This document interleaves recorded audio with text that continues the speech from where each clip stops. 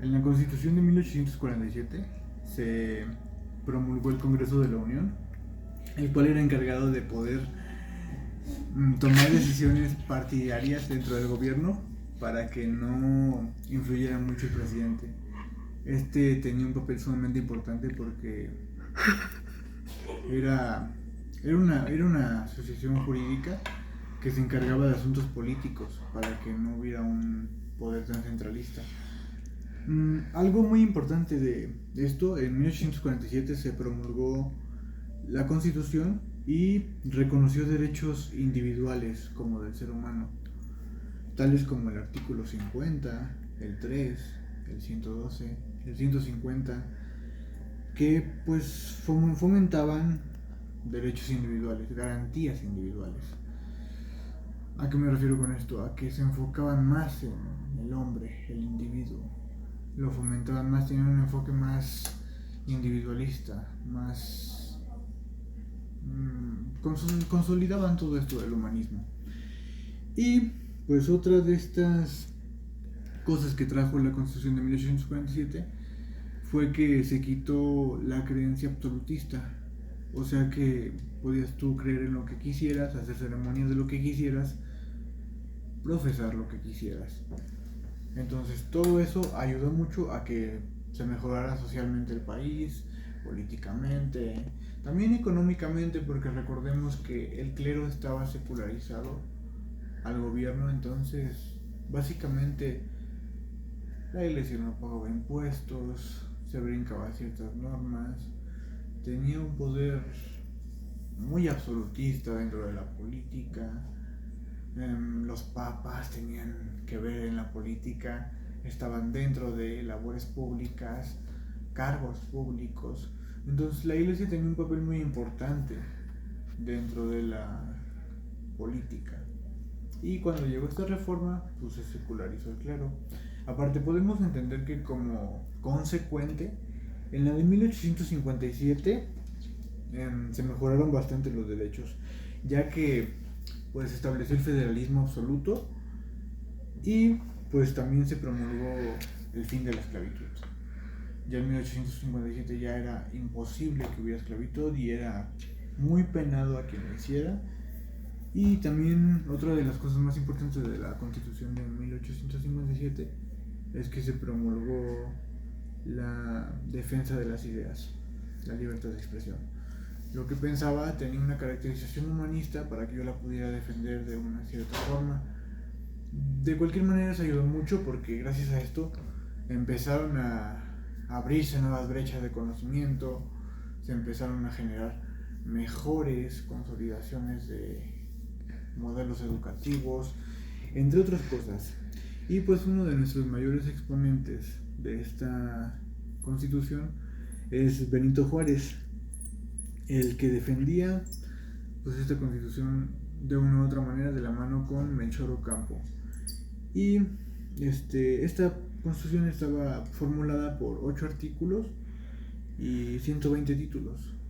Era una constitución bastante completa en el que se establecieron muchas normas que ayudaron a mejorar el país y promulgaba, otra de las cosas muy importantes es que promulgaba los derechos naturales. Con la llegada de la corriente humanista a ciertos puntos del mundo, tuvo que llegar a México, y cuando eso pasó, lo que ocurrió es que se empezó a normalizar más todo este tipo de ideas como los derechos naturales, que eran derechos que eran de poder adquisitivo.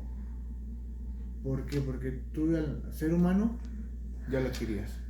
Simplemente por ser humano ya tenías ese derecho. Por eso se le llamaban derechos naturales. Porque por ser humano era consecuente que ya tuvieras ese tipo de derechos.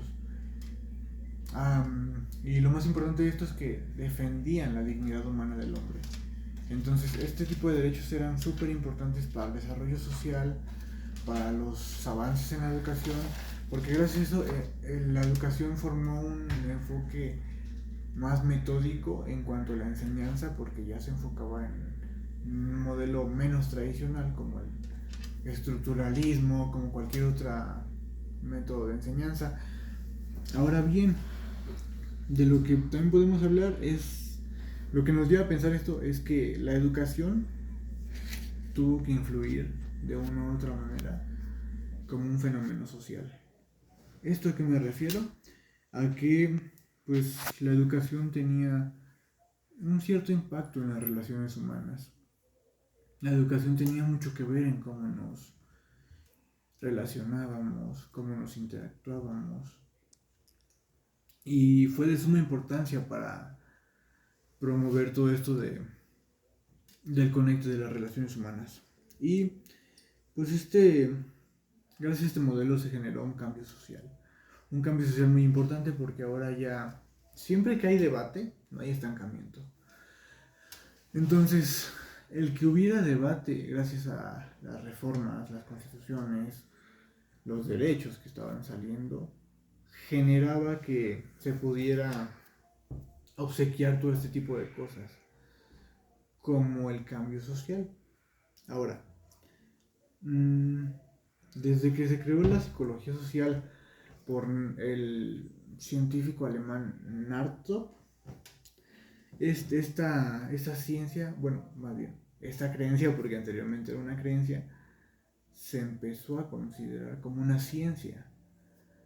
Que decía esto, que ya era algo que era comprobable. Para que algo sea una ciencia tiene que ser comprobable.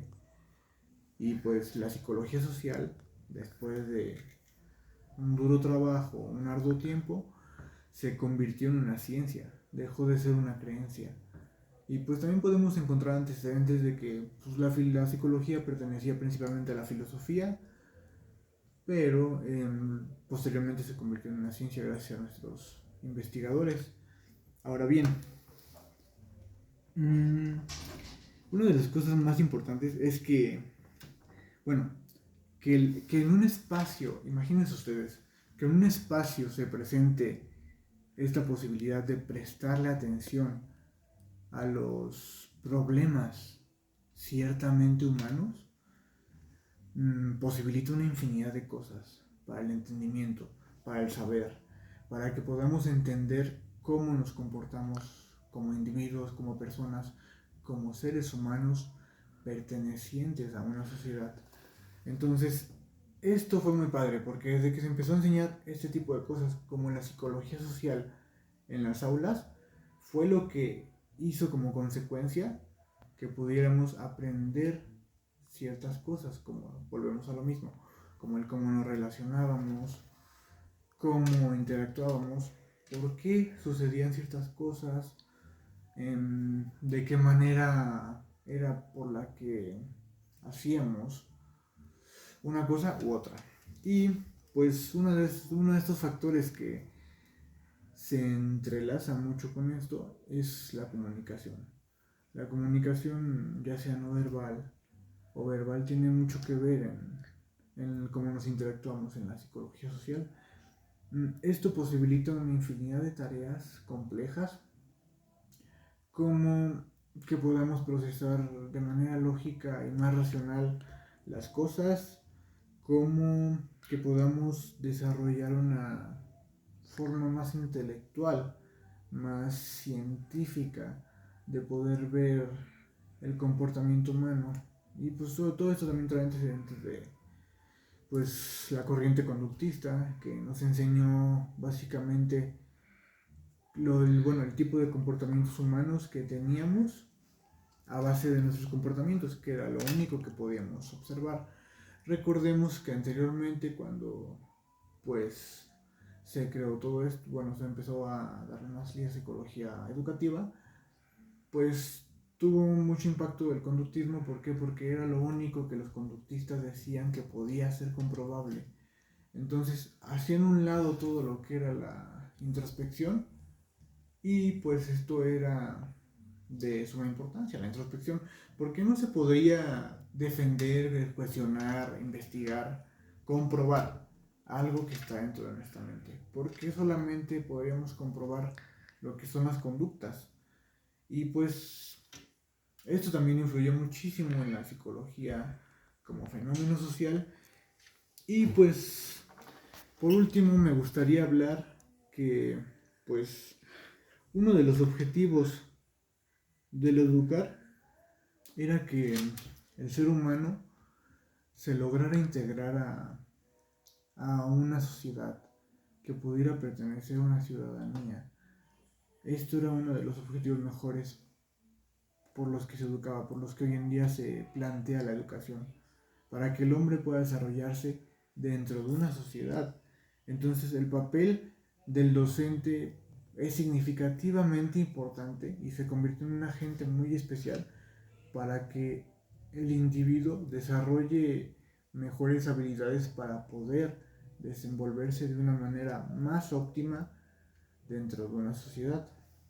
Y pues a todo esto nos lleva a pensar que pues también el autodesarrollo es una profecía que no siempre se cumple, porque no todos tenemos la capacidad para poder entender cómo es la realidad.